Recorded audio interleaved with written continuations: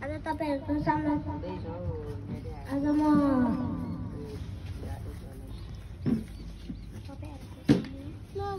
तपाईँहरुको सामना छोटो वक्तव्य लिएर आएको छु।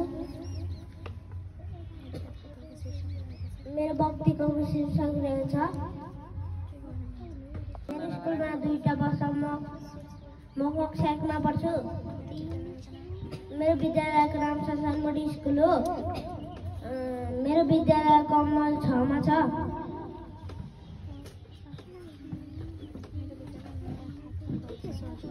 मेरो विद्यालयमा खातक घर छ, एउटा अफिस छ। युकेजी देखि 8 सम्म छ। Thank you.